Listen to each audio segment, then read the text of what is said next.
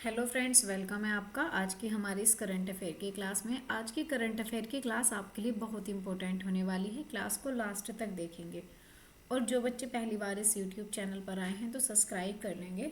और इस क्लास के पीडीएफ के लिए आपको टेलीग्राम चैनल दिया हुआ है, डिस्क्रिप्शन में जाएंगे, ज्वाइन कर लेंगे और पीडीएफ और बाकी सारी अपडेट्स भी आपको वहाँ पे मिलती रहेंगी। चलिए आज की क्लास को हम स्टार्ट करते हैं। तो आज की जो करंट अफेयर की क्लास है हमारी बहुत ही इंपॉर्टेंट होगी, ठीक है। तो अच्छा, ये जो करंट अफेयर की क्लास है ना आपकी, ये करंट अफेयर की क्लास आपकी ये डेली होती है, ठीक है। वन से की हाँ, ये करंट अफेयर की क्लास आपकी डेली होती है तो प्लीज़ आप इस क्लास को डेली देखेंगे और कंप्लीट, है ना। चलिए स्टार्ट करते हैं। बिल्कुल, पहला सवाल हमारा स्क्रीन पर आ चुका है। क्वेश्चन नंबर 1, पहला सवाल है कि हाल ही में जो बीएसएफ है, ठीक है, यानी कि बॉर्डर सिक्योरिटी फोर्स की बात करें तो बीएसएफ ने ऑपरेशन सर्द हवा का आयोजन किया है, ठीक है। तो ये पंजाब में किया है, गुजरात में, राजस्थान में, जम्मू कश्मीर में। देखो जो बीएसएफ होती है, अगर इसकी बात करूँ, जो बीएसएफ है, अगर बीएसएफ की बात करी जाए सबसे पहले तो जो बीएसएफ होती है ये है सीमा सुरक्षा बल। क्या है? ये है हमारी सीमा सुरक्षा बल है, ठीक है। सीमा सुरक्षा बल की बात करें ये, और सीमा सुरक्षा बल बीएसएफ की बात करूं तो देखो इसे जो तैनात किया जाता है ना, ये आपका जो पाकिस्तान है, ठीक है, और साथ में जो बांग्लादेश है, ठीक है, इन दोनों कंट्री की जो सीमा है, इनकी सीमा पर इसको तैनात किया जाता है ना। इन दोनों कंट्रियों की जो सीमा है, यहाँ पर हम बॉर्डर सिक्योरिटी फोर्स यानी कि सीमा सुरक्षा बल के जवान खड़े करते हैं। अब होता क्या है, देखो बांग्लादेश से तो हमें इतना खतरा नहीं है, लेकिन हमारा जो, मैं कहूँगी हमारा जो नेबर है यानी कि जो पाकिस्तान है, उसकी थोड़ी हरकतें इस तरीके की हैं जो अच्छी नहीं है ना। तो यहाँ पर अब जो टाइम चल रहा है, टाइम चल रहा है जनवरी का। तो जो दिसंबर और जनवरी का टाइम होता है, तो इस टाइम पे क्या होता है, कोहरा बहुत आता है। कोहरा बहुत आता है तो मतलब जो हमने क्या बोलते हैं, जो हमने पाकिस्तान और इंडिया के बीच में जो तार लगा रखे हैं, यानी कि जो हमारी सीमा है, उसके नीचे से जो है यहाँ से घुसपैठी आ जाते हैं, है ना। तो इसकी घुसपैठ को रोकने के लिए हमने ऑपरेशन सर्द हवा शुरू किया है, ठीक है। अब जो ये ऑपरेशन सर्द हवा शुरू किया है, तो यानी कि बीएसएफ ने एक ऑपरेशन स्टार्ट किया है। अगर बीएसएफ की बात करें तो ये जो ऑपरेशन होगा ना, ये ऑपरेशन हो जाएगा सर्द हवा, ठीक है।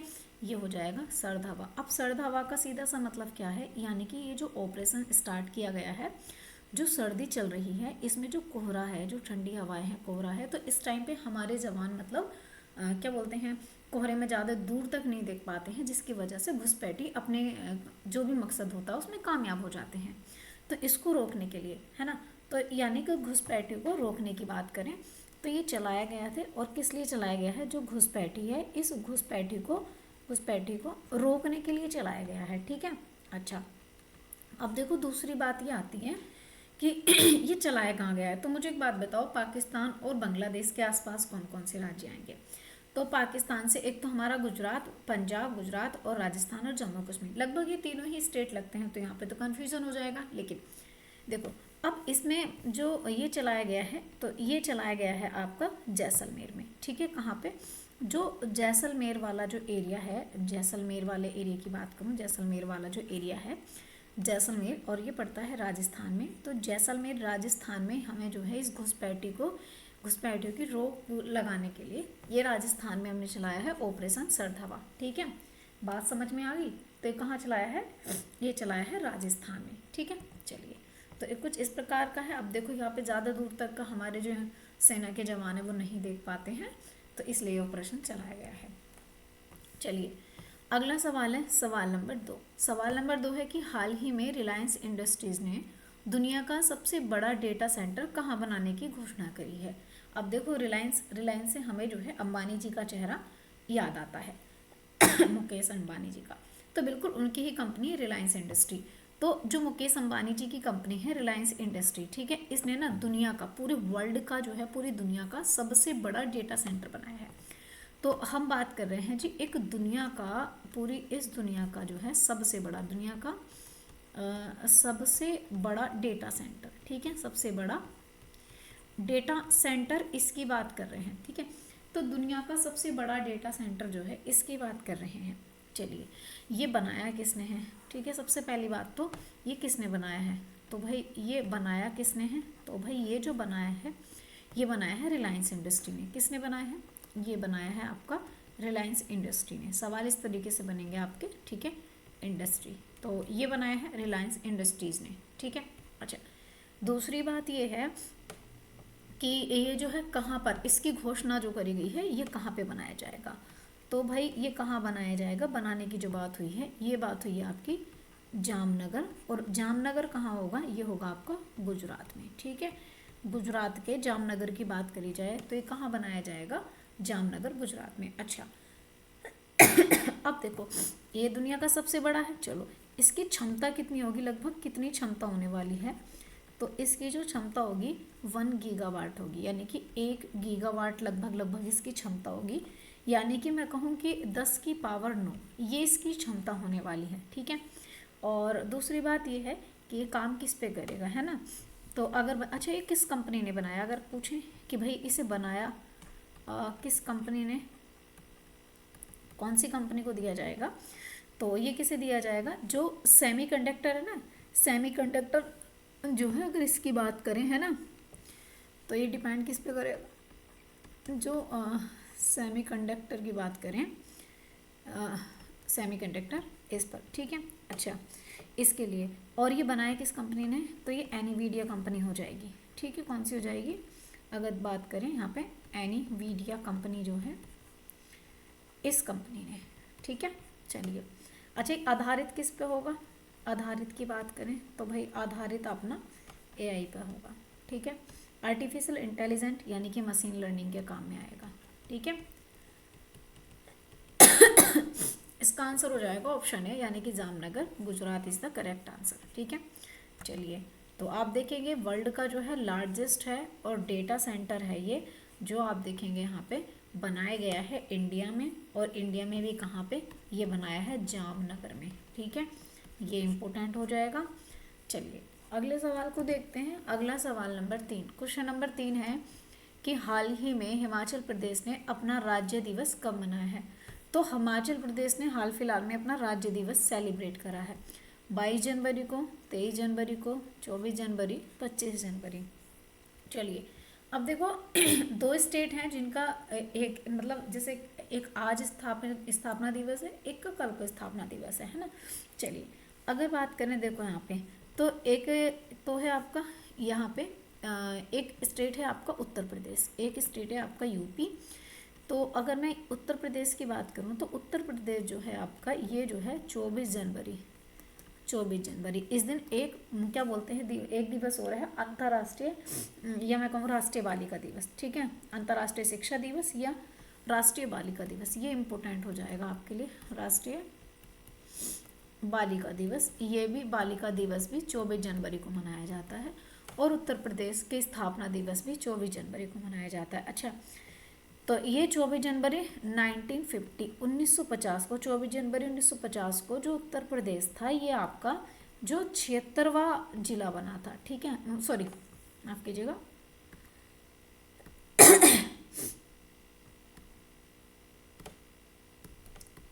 ओफो, हाँ, तो ये आपका जो है यहाँ पे क्या बोलते हैं, राज्य बनता है, ठीक है।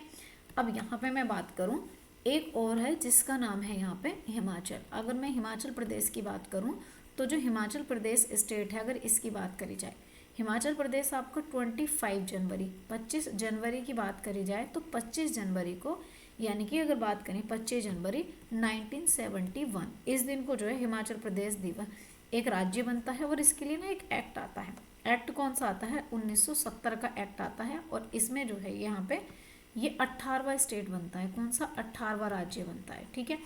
तो ये हो जाएगा आपका 25 जनवरी को जो है यहाँ पे सेलिब्रेट किया जाता है हिमाचल प्रदेश दिवस, ठीक है।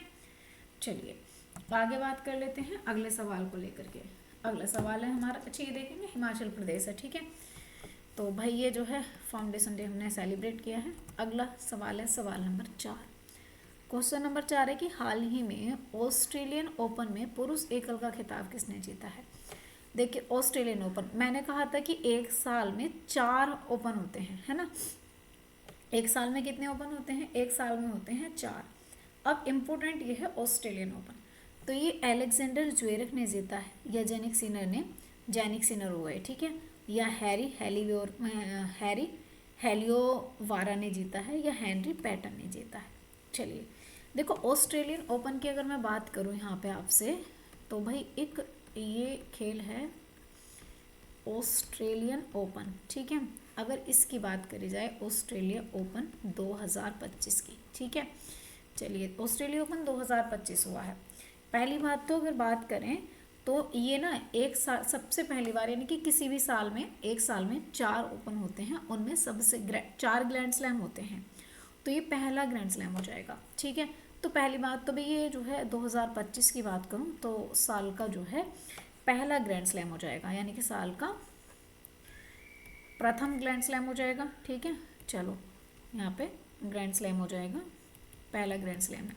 अच्छा, दूसरी बात ये है कि इसको जो शुरू किया गया था, इसकी जो शुरुआत होती है, ये स्टार्ट कब होता है, 1905 में ये शुरू हुआ था, है ना, यानी कि 1905 में शुरू होता है। और दूसरी बात अगर मैं यहाँ पे कहूँ कि 2025 में क्या कंडीशन है, तो 2025 की अगर कंडीशन देखी जाए ऑस्ट्रेलियन ओपन की, तो सबसे पहले अगर यहाँ पे मेल में बात करें तो मेल में जो जीते हैं, ये जीते हैं जैनिक सिनर। मेल में कौन जीते हैं, ये जीते हैं जैनिक सिनर, ठीक है।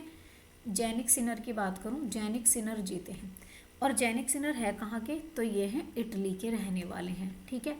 अच्छा, ये तो विजेता रहे हैं। अब यहाँ पे अगर मैं बात करूँ कि भाई हराया किसे है, यानी कि उपविजेता कौन रहे हैं, उपविजेता की अगर बात करी जाए तो ये रहे हैं आपके यहाँ पे जो अलेक्जेंडर ज़्वेरेव है ना, ये जो अलेक्जेंडर ज़्वेरेव है, तो ये हारे हैं, ठीक है। इन्होंने हराया है यहाँ पे अलेक्जेंडर ज़्वेरेव की बात करें तो ये जो ज़्वेरेव हैं इनको हराया है, अलेक्जेंडर ज़्वेरेव इनको हराया। अच्छा ये तो बात करिए हमने मेल की। अच्छा, अब मैं यहाँ पे फीमेल की बात और कर लेती हूँ। देखो, फीमेल की बात मैं थोड़ा सा इधर कर रही हूँ, ठीक है। जो यहाँ पे फीमेल हैं, अगर इनकी बात करें तो फीमेल की क्या कंडीशन रही है। फीमेल में जो विजेता रही हैं, सबसे पहली बात फीमेल में जो 2025 में विजेता रही हैं, अगर इनकी बात करी जाए तो ये कौन है यहाँ पे, ये हैं, आप देखेंगे यहाँ पे क्या बोलते हैं, जो मेलिसिन है, यहाँ पे मेलिसिन, अगर इनकी बात करूँ मेलिसिन हो जाएंगी, ठीक है। अच्छा, मेलिसिन कीज हो जाएंगी। और ये कहाँ की रहने वाली हैं, तो ये हैं यूएसए की, और ये पहली बार जीती हैं, ये पहली बार जीती हैं, ठीक है, पहली बार जीती हैं, इसे पहली बार जीती हैं। अच्छा, और ये तो विजेता होगी। उपविजेता की बात करूँ तो उपविजेता कौन हो जाएंगी फीमेल में, ये हो जाएंगी जो हर साल जीती हैं, है ना। हर साल कौन जीती हैं, आर्पन सबलेंका, है ना, तो हर साल जीतती हैं आपकी आर्पन सबलेंका की बात करी जाए तो ये हर साल जीतती हैं। और ये सवाल ना आपके एग्जाम में ज़रूर देखने के लिए मिलेगा, इसलिए स्टार लगा लेना, ठीक है। बहुत इंपॉर्टेंट सवाल होगा। तो ये हारी हैं, ठीक है। तो मैंने पूछा था कि पुरुष एकल खिताब किसने जीता है, तो कौन जीते हैं, जैनिक सिनर जीते हैं, यानी कि आंसर हो जाएगा ऑप्शन बी, ठीक है। तो जैनिक सिनर आपके जीत चुके हैं Australian open grand slam.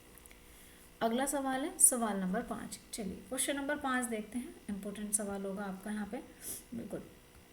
Question number 5 है कि हाल ही में मरणोपरांत, ठीक है, मरणोपरांत पद्म विभूषण पुरस्कार मिला है, तो मरणोपरांत पद्म विभूषण पुरस्कार से किसे सम्मानित किया गया है, तो ये वासुदेवन नायर को, या फिर यहाँ पे ओसामू सुजुकी को, श्रीमती शारदा सिन्हा जी को, या फिर इन सभी को किया गया है। आपको ये नाम याद आ रहा है, ओसामू सुजुकी, मैंने अभी आपको पिछले महीने पढ़ाया था ओसामू सुजुकी, जो सुजुकी कार कंपनी, यानी कि इंडिया में कार को देने वाले, या मैं कहूँ कि इंडिया में कार की इतनी बढ़िया मार्केटिंग करने वाले जापान के ओसामू सुजुकी थे, है ना। तो ये वही सुजुकी हैं जिनके नाम पे पहले आप जो ट्रैवलर थे वो यूज़ करते थे, है ना। चलिए अब देखो यहाँ पे बात करें वासुदेव नायर और यहाँ पे ओसामू सुजुकी और श्रीमती शारदा, तो इन तीनों को ही मिला है। लेकिन अगर बात करूँ देखो पद्म विभूषण की बात करी जाए यहाँ पे आपसे, पद्म विभूषण पुरस्कार की, ठीक है, पद्म विभूषण पुरस्कार की, ये जो पुरस्कार है ना पद्म विभूषण पुरस्कार 2025, हम इसकी बात कर रहे हैं, ठीक है। अब देखो पद्म विभूषण पुरस्कार की अगर मैं बात करूं तो ये जो पद्म विभूषण है ना, ये 7 लोगों को मिला है। कितने लोगों को मिला है यहाँ पे बात करें तो ये मिला है भाई आपके 7 लोगों को। चलिए 7 के 7 की बात कर लेते हैं, 7 को एक साथ देखेंगे, है ना। हाँ जिनमें कुछ मरणोपरांत हैं, कुछ और भी हैं। चलो सबसे पहले नंबर 1 पर, चलो इन्हीं बात कर लेते हैं। देखो नंबर 1 पर तो है वासुदेवन नायर, ठीक है। नंबर 2 पे यहाँ पे हैं आपके ओसामू सुजुकी, ठीक है। नंबर 3 पर है श्रीमती शारदा सिन्हा, ठीक है। अब देखो वासुदेव नायर की बात करूँ तो ये साहित्य से संबंध रखते हैं केरला से, ठीक है। ये साहित्य से संबंध रखते हैं और राज्य है इनका केरल स्थान है, ठीक है। चलो इसके बाद में आते हैं ओसामू सुजुकी। ओसामू सुजुकी भाई ये हो जाएंगे जापान के, ठीक है, जापान के हो जाएंगे। और मैंने बताया था कि भारत में जो कारों की प्रतियोगिता है इन्हीं के टाइम से ये। अब आते हैं श्रीमती शारदा सिन्हा जी। श्रीमती शारदा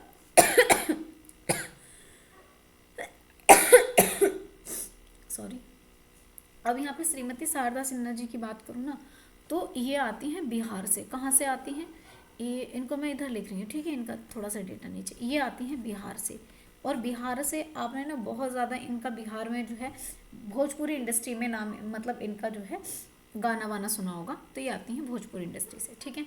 ये 3 लोग हो गए। अब देखो नंबर 4, चौथा नाम लिखते हैं हम यहाँ पे, नंबर 4 है तो ये हो जाएंगे आपके नागेश्वर रेड्डी की बात करें, ठीक है। ये हो जाएंगे नागेश्वर रेड्डी, ठीक है। नागेश्वर रेड्डी, रेड्डी से समझ में आ रहा साउथ इंडिया, यानी कि ये जो है आप देखेंगे कि जो मेडिसिन है इससे, और ये तेलंगाना से संबंध है, ये हो जाएंगे तेलंगाना से, ठीक है। अच्छा नंबर 5 पे बात कर लेते हैं। तो नंबर 5 पे देखते हैं हम, एक और है, क्या नाम था उनका, जगदीश सिंह शेख। अगर यहाँ पे बात करें, एक नाम है जगदीश सिंह की बात करूँ तो ये जगदीश सिंह हो जाएंगे। और जगदीश सिंह कहाँ से हो जाएंगे, तो जगदीश सिंह की बात करें तो ये जो है सार्वजनिक क्षेत्र से हो जाएंगे, और इनका क्षेत्र चंडीगढ़ से है, ठीक है। ये हो जाएंगे आपके चंडीगढ़ से। नंबर 6 की बात करी जाए तो एक और है जिनका नाम है कुमुदनी रजनीकांत, है ना। तो ये हो जाएंगे आपके कुमुदनी रजनीकांत की बात करी जाए तो ये हो जाएंगे आपके कुमुदनी रजनीकांत, ठीक है। अब कुमुदनी रजनीकांत की अगर मैं बात करूं तो ये कहाँ से हो जाएंगे, ये गुजरात से हैं और इनका संबंध कला से है, ठीक है। ये हो जाएंगे गुजरात से, ठीक है। एक और नाम है, एक और कौन सा नाम रह गया, शारदा जी भी हमने देख ली है, ओसामू सुजुकी, श्रीमती भी देख ली है, नागेश्वर रेड्डी भी देख लिए हैं, जगदीश भी देख लिए हैं, और रजनीकांत भी देख लिए हैं, और हाँ लक्ष्मी नारायण नाम एक और है, लक्ष्मी नारायण नाम की बात करूँ तो ये लक्ष्मी नारायण की बात करें तो इन्हें भी मिला है, ठीक है। लक्ष्मी नारायण जी की बात करी जाए, ठीक है, तो लक्ष्मी नारायण सुब्रमण्यम, और इनकी बात करूँ सुब्रमण्यम जी की, तो जो लक्ष्मी नारायण सुब्रमण्यम है इनका संबंध है भाई, ये हैं आपकी कला क्षेत्र से, और ये हो जाएंगे आपके कर्नाटका से, ठीक है। चलिए तो ये हैं 7 कैंडिडेट जो मैंने आपको बताए हैं, ठीक है, 7 व्यक्ति। तो कुछ व्यक्ति ये भी हैं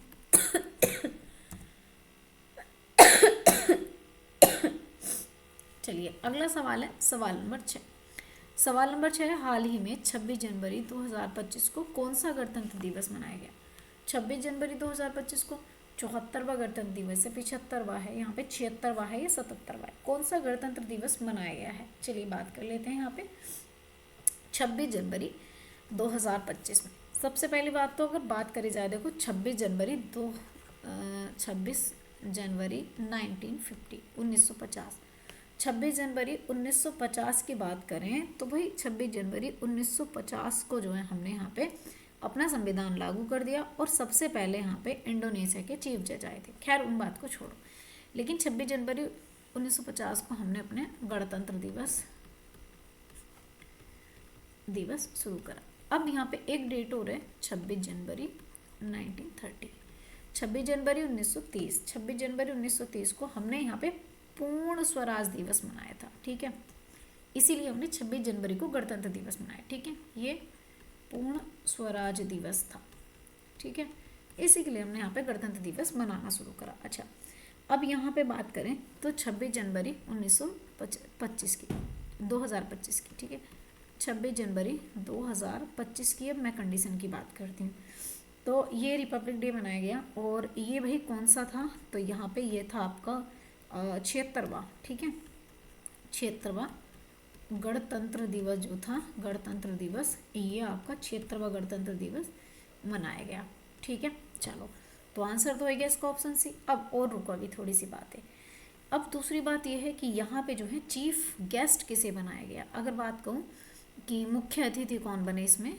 अगर मुख्य अतिथि की बात करी जाए तो मुख्य अतिथि कौन हो जाएंगे यहाँ पे, तो मुख्य अतिथि थे इंडोनेशिया के। ठीक है, कहाँ के थे, ये थे इंडोनेशिया के, जो 1950 में बने थे, वहाँ के प्रेसिडेंट है ना, उसी कंट्री के। इंडोनेशिया की बात करी जाए, इंडोनेशिया के प्रेसिडेंट, इंडोनेशिया के प्रेसिडेंट कौन थे, प्रोवो सुबियांतो।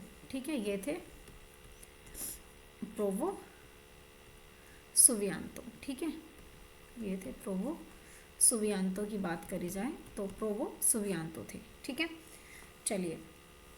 अच्छा, इसकी थीम क्या थी, थीम भी आपसे पूछेगा। तो इस गणतंत्र दिवस की अगर थीम की बात करें तो क्या थी, स्वर्णिम भारत विरासत विकास भारत, है ना, ये है स्वर्णिम भारत, स्वर्णिम भारत और स्वर्णिम भारत विरासत विकास। ठीक है, विरासत विकास।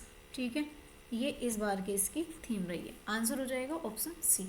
चलिए, तो 76वां गणतंत्र दिवस है ना, इंडियन रिपब्लिक डे 2025 हमने सेलिब्रेट किया है। अच्छा, सब ये बात बताओ, यूपी की एक प्रमुख झांकी इसमें पेश की गई थी। जो बच्चे यूपी के हैं तो यूपी की कौन सी झांकी थी, इसको नोट करके लिख लेंगे। ठीक है, चलिए, कौन सी थी, महाकुंभ की। ठीक है, महाकुंभ बहुत ज़्यादा चर्चा में रही थी। चलिए, महाकुंभ। अगला एक बात बताओ, 1 जनवरी को विश्व शांति दिवस मनाया जाता है, वैश्विक परिवार दिवस भी मनाया जाता है, लेकिन विश्व शांति दिवस इम्पोर्टेंट होगा। 4 जनवरी को विश्व ब्रेल दिवस मनाया जाता है, इम्पोर्टेंट होगा, लगाते हुए चलेंगे स्टार।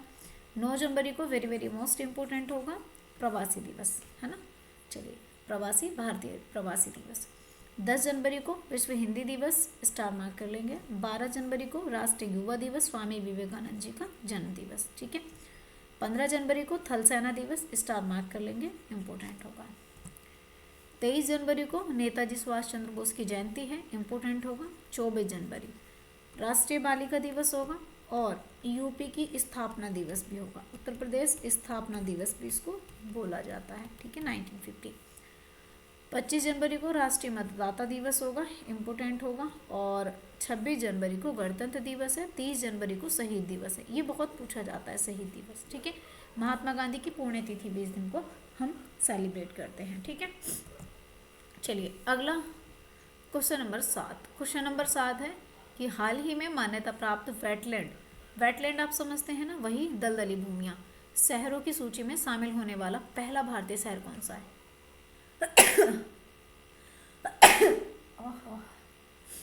सॉरी, तो पहला भारतीय शहर कौन सा हो जाएगा, उदयपुर हो जाएगा, इंदौर हो जाएगा, भोपाल हो जाएगा, या उदयपुर और इंदौर दोनों हो जाएगा। इस सवाल पे ना आप एक काम करो, जितने स्टार आपको लगते हैं कि हाँ उतने लगाइएगा, क्योंकि ये सवाल बहुत इंपॉर्टेंट है आपके एग्जाम में। मैं बहुत कॉन्फिडेंस के साथ बता सकती हूँ, क्योंकि ये सवाल बहुत ज़्यादा चांसेस रखता है किसी भी परीक्षा में आने के लिए। क्योंकि देखो, बात ये है कि सबसे पहले अगर मैं बात करूँ यहाँ पे वेटलैंड की, तो वेटलैंड मान्यता शहरों की सूची में आ चुका है। मतलब ऐसा है कि जितने भी पूरे विश्व में जो है, जितनी भी आर्द्र भूमियाँ हैं, मतलब जितनी भी दलदली भूमियाँ हैं, उनको संरक्षित करना है। वहाँ पे जो जैव है, या मैं कहूँ जितने भी जीव जंतु हैं, जितने भी जैविक चीज़ें हैं, उनको सुरक्षित करने के लिए यहाँ पे एक कन्वेंशन होता है, जिसका नाम है, एक ईरान शहर है यहाँ पे। और ईरान की बात करें, ईरान में एक शहर है रामसर। ठीक है, यहाँ पे रामसर शहर है, यहाँ पे ना एक कन्वेंशन होता है। ठीक है, इसमें एक कन्वेंशन होता है, और इस कन्वेंशन की बात करें तो ये 2 फरवरी को कौन सा दिवस मनाया जाता है, विश्व आर्द्र भूमि दिवस। ठीक है, कौन सा, आर्द्र भूमि दिवस भी, विश्व आर्द्र भूमि दिवस भी सेलिब्रेट किया जाता है। तो 2 फरवरी 1971 को जो है रामसर कन्वेंशन होता है ईरान में। ठीक है, हाँ, पूरे विश्व की आर्द्र भूमि को संरक्षित करने के लिए। ठीक है, हाँ, अभी तक क्या था कि जितनी भी झीलें थी, जितने भी वेटलैंड एरिया थे, उनको प्रोटेक्ट कर रहा था। लेकिन अब क्या है कि इसने ना, अभी तक तो सिर्फ और सिर्फ क्या काम करता था, जितनी भी आर्द्र भूमि हुआ करती थी ना, जितनी भी यहाँ पे आर्द्र भूमि हुआ करती थी, इनको संरक्षित कर रहा था। ठीक है, इनको संरक्षित कर रहा था। ठीक है, लेकिन अब क्या हुआ है, अभी तक तो इनको कर रहा था, लेकिन अब क्या हुआ है, इसने आर्द्र भूमि तो छोड़ो, इसने मतलब वेटलैंड शहर चुने हैं, यानी कि वो शहर, सिर्फ वो एरिया नहीं, आंध्र भूमि वाला नहीं, बल्कि सिटी को, है ना। तो अब इसने जो है वेटलैंड सिटी चुनी है, ठीक है, इम्पोर्टेंट होगा यहाँ पे। अगर मैं कहूँ कि वेटलैंड शहर, तो भाई इसने ना वेटलैंड शहरों की बात करी है, ठीक है, वेटलैंड शहर।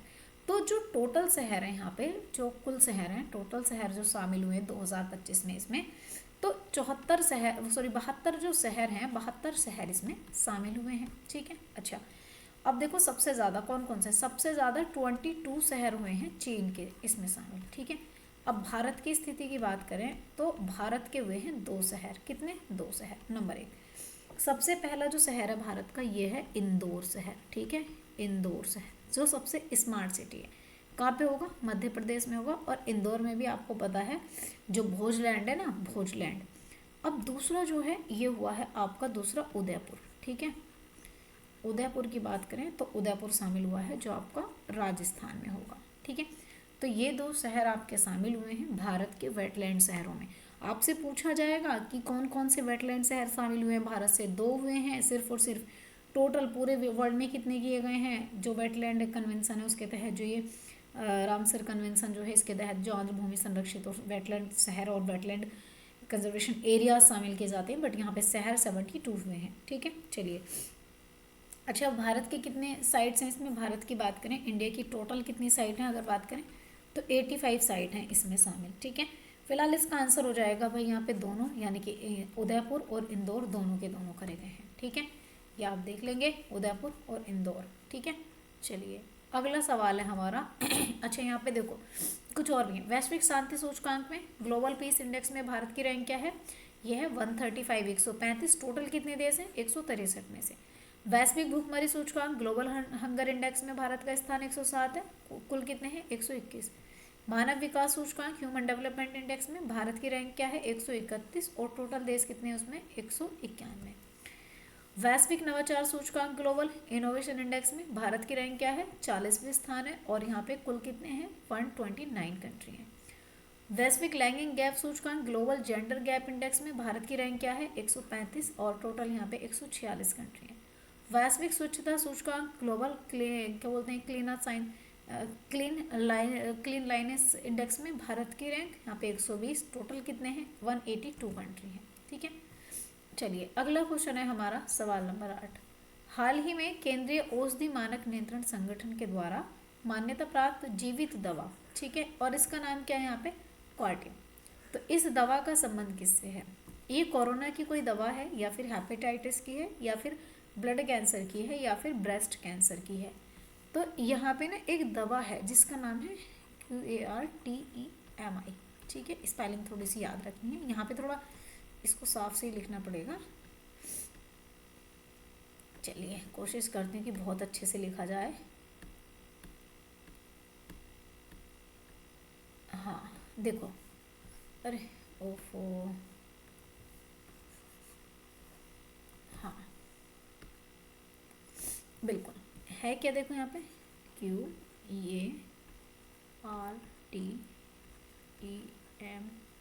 अब देखो आपको सब कुछ समझ में आ रहा है ना, बिल्कुल। अगर मैं इसकी बात करूँ है ना, तो अगर यहाँ पे जो कार्टिमी है, अगर इसकी बात करूँ तो ये है क्या भाई, ये है एक जीवित दवा। अब ये कैसी जीवित दवा है और किसके लिए है ये, है ना। चलिए, सबसे पहले तो ये जो है कैसी है, ये इसको मान्यता मिल चुकी है, इस दवाई को मान्यता मिल चुकी है, और ये ना रक्त कैंसर की दवा है। इससे जो है, इस दवाई से जो रक्त कैंसर है, इस रक्त कैंसर का इलाज किया जाएगा, ठीक है, इसके लिए दवाई है। अच्छा, इसको मान्यता मिल गई है, ठीक है, मान्यता प्राप्त दवाई हो चुकी है ये। अच्छा, दूसरी बात ये है कि जो कैंसर है, मतलब देखो जैसे एक यहाँ पे रोगी है, अगर इसकी बात करूँ तो ये एक रोगी है, ठीक है। अब इस रोगी को जो है, चिंटू है ये, चिंटू को ब्लड कैंसर है। अब चिंटू को ब्लड कैंसर है तो चिंटू के शरीर से, चिंटू की जो बॉडी है, इसकी बॉडी की बात करें, इसकी बॉडी से कोशिका ली जाएगी, इसकी बॉडी से ली जाएगी सेल, ठीक है। इसकी बॉडी से सेल लेंगे, और सेल लेने के बाद में क्या करेंगे, यहाँ पे इसको बाहर निकालेंगे, और बाहर निकाल करके इसको हम मतलब संशोधित करेंगे, या इसको हम क्या बोलते हैं, मैं कहूँ कि इसको संशोधित करेंगे, है ना।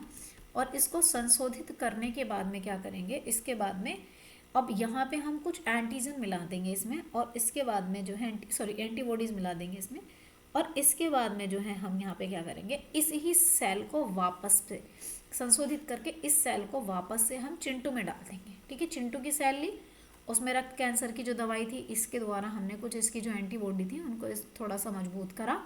एंटीबॉडी को मजबूत करके यानी कि जो कैंसर से संबंधित जितनी भी सेल्स थी उनको मार के और कुछ एंटीबॉडीज़ के अंदर डाली, ताकि इसका शरीर जो चिंटू है इसकी बॉडी खुद में ही कैंसर के लिए जो है अपनी एंटीबॉडी बना ले, है ना।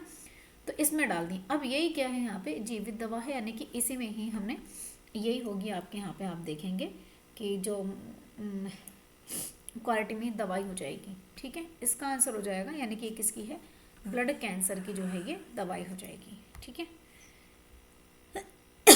हाँ, चलिए तो यहाँ पे आप देख लेंगे। ठीक है, चलिए अगला सवाल हो जाएगा। हाँ, यहाँ पे देखो, केंद्रीय औषधि मानक नियंत्रण संगठन है ना, इसका मुख्यालय कहाँ पर हो जाएगा, नई दिल्ली में हो जाएगा।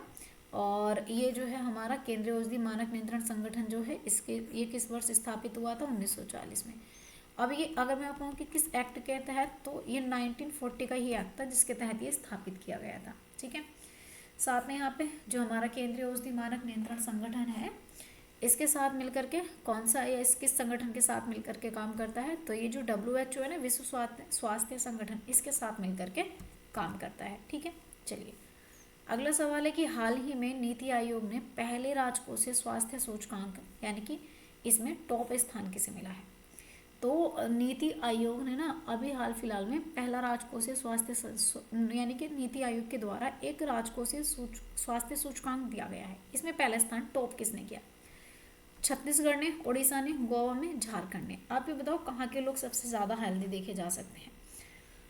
छत्तीसगढ़ में तो आप देखेंगे थोड़ा सा एरिया ऐसा है कि जो गोवा, झारखंड, यहाँ पे खान पीन सही नहीं होगा। लेकिन देखो ये है आपका उड़ीसा। बात ऐसे करके सुनो, पहला संस्करण हुआ। नीति आयोग की बात करूँ तो देखो, नीति आयोग ने ना, जो नीति आयोग है अगर इसकी बात करी जाए, तो नीति आयोग ने एक राजकोषीय स्वास्थ्य सूचकांक दिया है। ठीक है, इसने एक राजकोषीय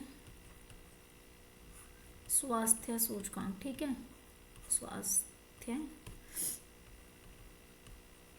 सूचकांक दिया है। ठीक है, और ये सूचकांक की बात करूँ ना, तो ये सूचकांक ये पहला सूचकांक है, यानी कि ये फर्स्ट ईयर मैं कहूँ कि प्रथम सूचकांक है। ठीक है, पहली बार ये सूचकांक दिया है। ठीक है, पहली बार ये सूचकांक दिया है नीति आयोग ने। ठीक है, अच्छा एक बात बताओ, अगर नीति आयोग के मैं अध्यक्ष की बात करूं तो नीति आयोग के अध्यक्ष कौन होंगे, सबसे पहली बात आप मुझे बताएंगे। नीति आयोग के अध्यक्ष कौन होंगे, इसके अरविंद पनगड़िया। कौन हो जाएंगे, ये हो जाएंगे अरविंद पनगड़िया की बात करें तो अरविंद पनगड़िया हो जाएंगे। ठीक है, अच्छा 16वें वित्त आयोग के अध्यक्ष कौन हो जाएंगे, यही हो जाएंगे क्या। हाँ, अगर बात करें यहाँ पे, तो यहाँ पे इसके जो है उपाध्यक्ष कौन हो जाएंगे, नीति आयोग के जो उपाध्यक्ष हैं, उपाध्यक्ष कौन हो जाएंगे, ये हो जाएंगे यहाँ पे सुमन बैरी। कौन हो जाएंगे, सुमन बैरी की बात करूँ तो ये हो जाएंगे। अरविंद पनगड़िया की बात करें, चलो अच्छा 16वें वित्त आयोग के अध्यक्ष भी इनको कहें, 16वां वित्त आयोग जो है इसके अध्यक्ष। अच्छा, अब देखो यहाँ पे एक बात बताओ कि भाई यहाँ पे जो नीति आयोग है इसने भाई एक सूचकांक जारी किया है, तो यहाँ पे जो सबसे टॉप है ना, यानी कि एक 3 लिस्ट जारी की गई हैं, एक अचीवर्स की है, फ्रंटियर की है, परफॉर्मेंस श्रेणी की भी हैं, और कुछ निचले पायदान की भी हैं, है ना। तो सबसे पहले देखो यहाँ पे देखो, तो ये जो है क्या बोलते हैं, यहाँ पे एक फिजिकल हेल्थ इंडेक्स जो है स्कोर दिया गया है। इसमें आउट ऑफ 100 में से किसको कितना मार्क्स, कौन कितने नंबर पर रहा। तो सबसे टॉप रैंक की बात करूँ तो सबसे टॉप पे तो कौन सा आया, उड़ीसा आया है, इसको 67.8 रैंक मिली है। सेकंड नंबर पे छत्तीसगढ़ आया, थर्ड पे आपका गोवा आया है, फोर्थ पे झारखंड है, फिफ्थ पे गुजरात है। ठीक है, अब सबसे नीचे से बात करें, सबसे बॉटम, सबसे नीचे से जो स्टार्ट होते हैं, सबसे नीचे से आप देखेंगे यहाँ पे सबसे नीचे से आया है पंजाब, सबसे बुरी कंडीशन है इसमें पंजाब की बात करें। और उसके बाद में आंध्र प्रदेश, और 6 नंबर पे है वेस्ट बंगाल, और 5th पे है केरला, 14 पे हरियाणा। अगर आपको कोई स्टेट है तो आप इसमें से देख लेंगे। बाकी आपके लिए इंपॉर्टेंट, सबसे पहले तो ये टॉप अचीवर्स की बात करें, ये कौन से हैं, ये हैं टॉप अचीवर्स, इनको कह सकते हैं ना। ये तो हमारे टॉप अचीवर्स की बात करूँ तो ये तो टॉप अचीवर्स हो गए। ठीक है, अच्छा ये हो गए भी निचले पायदान वाले, है ना, ये हो गए बिल्कुल बॉटम वाले। अच्छा, अब यहाँ पे एक और आते हैं, एक और कौन से आते हैं यहाँ पे, फ्रंटियर, एक और आते हैं जो है फ्रंटियर। ठीक है, अगर इन फ्रंटियर की बात करूँ ना मैं, तो फ्रंटियर में जो मैंने 6 तक, देखो यहाँ पे मैंने बताया आपको, 5 तक बता दिया, हाँ बिल्कुल। अब ये ओ यहाँ पे देखो, अब मैं बात करूँ यहाँ पे, एक फ्रंटियर में आता है 7 नंबर पर, फ्रंटियर में आता है यूपी, उत्तर प्रदेश आपसे पूछेगा। और इसके बाद में फ्रंटियर में 9 नंबर पर आता है मध्य प्रदेश, ठीक है, एमपी। ये भी थोड़ा सा आप ध्यान रख लेंगे, ठीक है। चलिए आगे बात कर लेते हैं। अगला इसमें देखो, कुछ वैश्विक सूचकांक की बात करें तो वैश्विक सूचकांक है कि यहाँ पे ग्लोबल पीस इंडेक्स 135 रैंक है। मैंने आपको बताया था टोटल कितनी कंट्री है, 163। इसके बाद में ग्लोबल 100 इंडेक्स यानी कि 107 है, यानी कि 121 देशों में से, ये आप देख लेंगे, ठीक है। ये भी आर्थिक सूचकांक भी हैं, और इसके बाद में कुछ सामाजिक सूचकांक भी हैं, पर्यावरण सूचकांक भी हैं, जो आपके लिए इम्पोर्टेंट होंगे। अगला सवाल है हमारा, और आज का अंतिम सवाल है, हाल ही में ओईसीडी की बात करें, इस डील से बाहर होने की घोषणा किसने करी है। चलिए देखिए, पहली बात, ये आर्थिक विकास जो सहयोग संगठन है, इसकी बात करें, ये है क्या चीज़, ओईसीडी, ये है एक आर्थिक विकास सहयोग संगठन, ठीक है, इसकी बात कर रहे हैं हम। चलिए, आर्थिक विकास सहयोग संगठन की अगर बात करी जाए तो जो ये क्या है, ये एक तरीके से मैं बात करूँ यहाँ पे, तो जो ग्लोबल टैक्स है ना, इस पे डिपेंड करता है, ठीक है। अच्छा, अगर इसकी बात करें तो इससे बाहर होने की बात, कि भैया हम इससे बाहर हो रहे हैं, इससे बाहर होने की घोषणा कौन कर रहा है, इससे निकलने की घोषणा किसने करी है, तो ये जो घोषणा करी है, ये घोषणा करी है यूएसए ने, ठीक है। अब देखो यूएसए की कंडीशन की बात करते हैं। जो यूएसए है, आपको पता है कि यूएसए में अगर बात करी जाए, यूएसए में हमारे भाई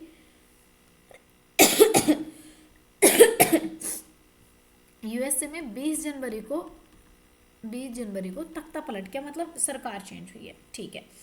सर यहाँ पे जो क्या बोलते हैं, यहाँ पे जो वाइस प्रेसिडेंट थे यूएसए के, जो वाइस प्रेसिडेंट थे यहाँ पे, जेडी वेंस की बात करी जाए, जो जेडी वेंस हैं यहाँ पे, इन्होंने भाई शपथ दिलवाई है, ठीक है। यूएसए के प्रेसिडेंट को शपथ दिलवाई है, ठीक है। प्रेसिडेंट की बात करें तो भाई जॉन रॉबर्टसन प्रेसिडेंट जो थे, क्या बोलते हैं, जो हमारे ट्रम्प साहब को इन्होंने शपथ दिलवाई है, और किन्होंने दिलवाई है, शपथ दिलवाई है जॉन रॉबर्टसन ने, ठीक है, इन्होंने दिलवाई है जॉन रॉबर्टसन की बात करूं तो जॉन रॉबर्टसन ने शपथ दिलवाई।